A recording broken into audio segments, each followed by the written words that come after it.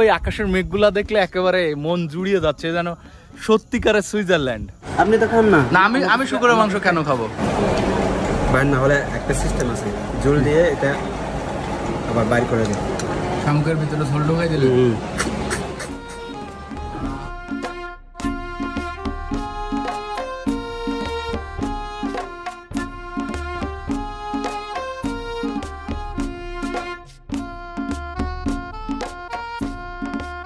আপনার সাথে নাকি আমার ঝগড়া হয়েছে, মানুষজন কমেন্ট করে আর কি। আর আমি নাকি আপনাকে নিয়ে দিয়ে প্রয়োজন মিঠাই নেওয়ার পরে আপনাকে ছুঁড়ে ফেলে দিছি, নাকি আপনি আমার ভিডিওতে আর আসেন না, সেটা এ করেন। ওরকম না, মানে ব্যস্ততার কারণে দেখা হয় না আর কি। হ্যাঁ, জ্যাসমিনের সাথে আজ অনেকদিন পরে দেখা, মার্চে ওর সাথে দেখা হয়েছিল, আর মার্চের পরে আজকে আবার ওকে নিয়ে আমরা আমার একেবারে সব থেকে পছন্দের ভাতঘর সারা বাংলাদেশের মধ্যে, পিবির ভাতঘর হোটেল বা রেস্টুরেন্ট যেটাই বলেন, এখানে এসেছি। একটা কথা হচ্ছে, আপনারা অনেকেই বলছেন যে ওর সাথে আমার প্রবলেম হয়েছে, সমস্যা হয়েছে, এরকম কোনো কিছুই না। আসলে কিছু মানুষ মনে করে যে আমার ভিডিওতে ওকে না দেখানোই ভালো, সেই মানুষগুলার মন রক্ষার্থে আমি ওকে আর ভিডিওতে নিই না, এছাড়া কিছুই না। চলিব না, শামুক চলবে। আর কি নিবেন? বাঁশকুড়াল আর শুকরের মাংস। বাড়িতে বাঁশকুড়াল আছে, শুকরের মাংস। আপনি তো খান না? না, আমি শুকরের মাংস কেন খাবো? সমস্যা না, আমার না না, শামুক আর শুকরের মাংস খাবেন আপনি? শামুক কত করে প্লেট? 100 টাকা। আচ্ছা, আর শুকরের মাংস কত? 200 টাকা। আর বাঁশকুড়াল কত? 80 টাকা প্লেট। 80 টাকা। আচ্ছা, বাঁশকুড়ালটা একটু দাম বেশি হয়ে যায় না 80 টাকা হলে? সিজন লাস্ট হয়ে গেছে। আচ্ছা। আমাদের দেশের পাহাড়িদের অত্যন্ত পছন্দের খাবার কাঁচামরিচের ভর্তা আর শামুকের মাংস, এবং সেই সাথে শুকরের মাংস অনেক বেশি পছন্দ করে তারা। আজ আমি অনেকদিন পরে ক্যাচিমুংকে নিয়ে এসেছি রাঙামাটির বিখ্যাত পিবির ভাতঘরে। সেখানে থাকা পাহাড়ি খাবারগুলা ক্যাচিমুং অত্যন্ত পছন্দ করে।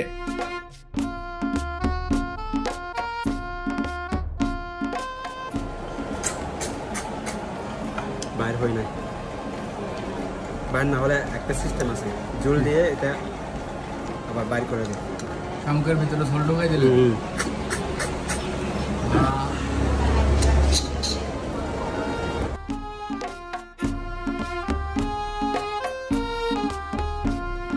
ক্যাচিমুংয়ের খাওয়া শেষ হলে আমি কিছু বাঙালি খাবার খেয়ে নিলাম। এই হোটেলে থাকা কাপ্তাই লেকের ছোট মাছের বড়া আর সেই সাথে হাঁসের মাংস। আহা, কি অসাধারণ!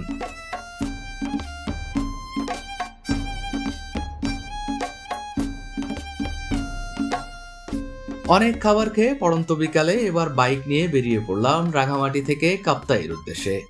ক্যাচিমুং আমাকে প্রায় বলে, ভাই আরো একটা দিন আপনার বাইকে করে একটা ট্যুর দিতে চাই। তাই আজকের এই পুরা দিনটি আমি রেখেছি ওর জন্য।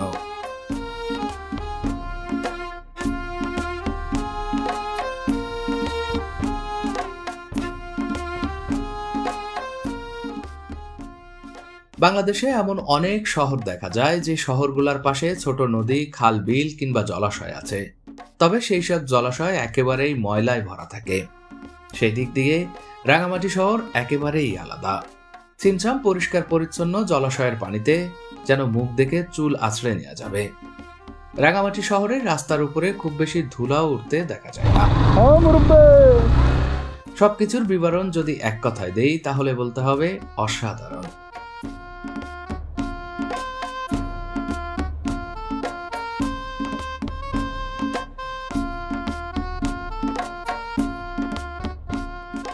যাই হোক, রাঙামাটি শহর থেকে কাপ্তাইয়ের রাস্তা ধরে চলতে চলতে হঠাৎ অসাধারণ ভঙ্গিময়ে একটি গাড়ি চলতে দেখলাম।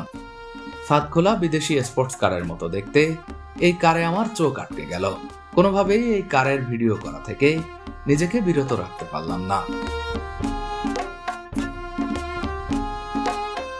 এই কার নিয়ে করা ডিটেলস ভিডিও আমার পেজ ভুবন বিলাসে দিয়ে রাখলাম, আশা করি দেখে আসবেন।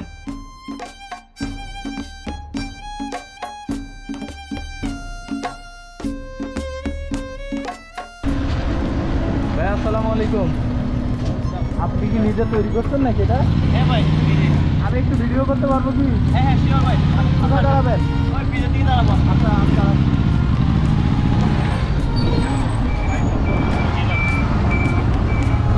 এখানে আবার কি হয়েছে?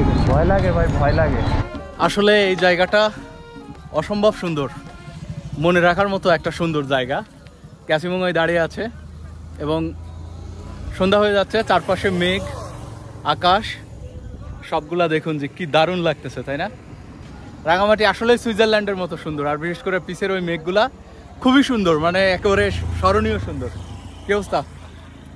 এদিকে আসছেন আগে কখনো? না, এটা ফার্স্ট টাইম। ফার্স্ট আসছেন? জানেন না যে এই রাস্তা হয়েছে এখান দিয়ে? না, দেখছি ভিডিওতে? ভিডিওতে দেখি, কিন্তু আসা হয় না। আচ্ছা কিন্তু আপনার সাথে এটাই প্রথমবার। আচ্ছা, প্রথম অভিজ্ঞতা তার আর কি এখানে আসা। এবং আমি অনেকবার এসেছি, কিন্তু আমার কাছে আজকে বেশি ভালো লাগতেছে, অনেক অনেক ভালো লাগতেছে। পিছনে ওই ভাইরা গান গাইতেছে, ওই বিশেষ করে ওই আকাশের মেঘগুলা দেখলে একেবারে মন জুড়িয়ে যাচ্ছে, যেন সত্যিকারের সুইজারল্যান্ড।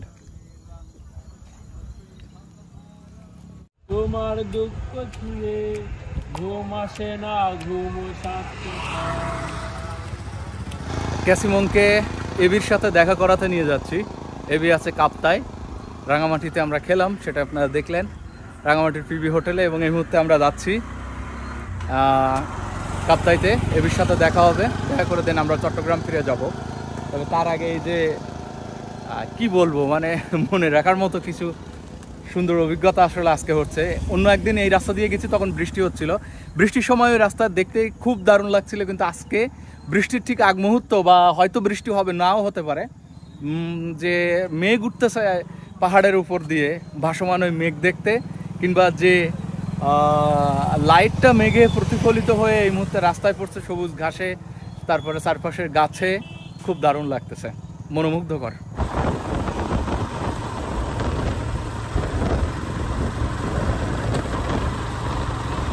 আস্তে আস্তে সন্ধ্যা হয়ে আসতেছে, হয়তো আর কিছুক্ষণের মধ্যে মাগরিবের আজান হবে। এরই মাঝে আহারে, এইরকম একটা সুন্দর সময়, এরকম একটা সুন্দর ভিউ আমি সত্যিই আমার ক্যামেরায় কখনোই ধরতে পারি নাই।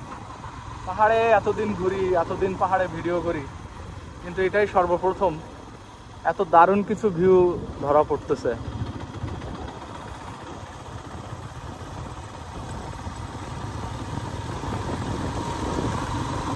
এমন যদি হতো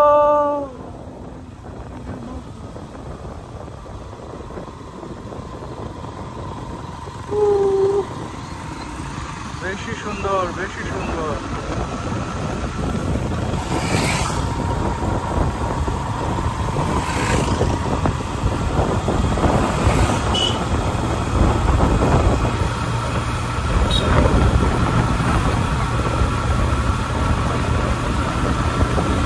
এইটা আমার জীবনের সেরা পাহাড়ের ভিউ, এর থেকে ভালো ভিউ আমি কখনোই ধরতে পারি নাই। মাশাআল্লাহ, আমার ক্যামেরা এর থেকে সুন্দর ভিউ হয়তো আর কখনো ধরতে পারি নাই। খুবই দারুণ লাগতেছে, খুবই সুন্দর, খুবই দারুণ অভিজ্ঞতা। আরো বেশ কিছুক্ষণ বাইক চালিয়ে সর্বশেষ আমরা এসে পৌঁছালাম জনপ্রিয় কন্টেন্ট ক্রিয়েটর এবি চাকমার শ্বশুরবাড়ি। সামনে দেখতে পাচ্ছেন প্রিয় আঙ্কেলের ছোট্ট দোকান। নিজের পড়ে থাকা কিছু সময় আরো সুন্দরভাবে কাটাতে উনি এই দোকানটি এখানে করেছেন। আমার আঙ্কেলের দোকান।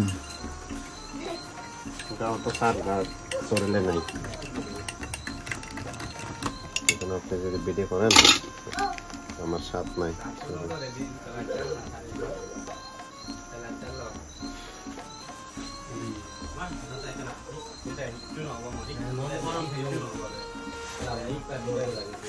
মালটা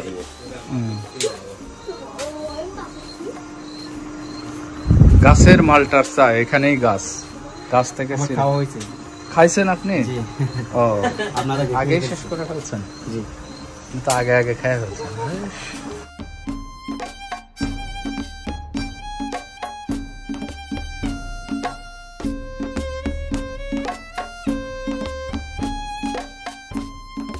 আরো 2 ঘন্টা পরে রাঙামাটির আরো একটি চায়ের দোকানে তবে এই চায়ের দোকানটি ক্যাচিমংয়ের একেবারে বাড়ির পাশের দোকান।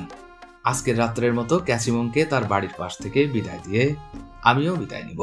সেই সাথে আপনারাও ভালো থাকবেন এবং আরো একটি নতুন ভিডিও দেখার আগাম আমন্ত্রণ জানিয়ে বিদায় নিচ্ছি। আসসালামু আলাইকুম।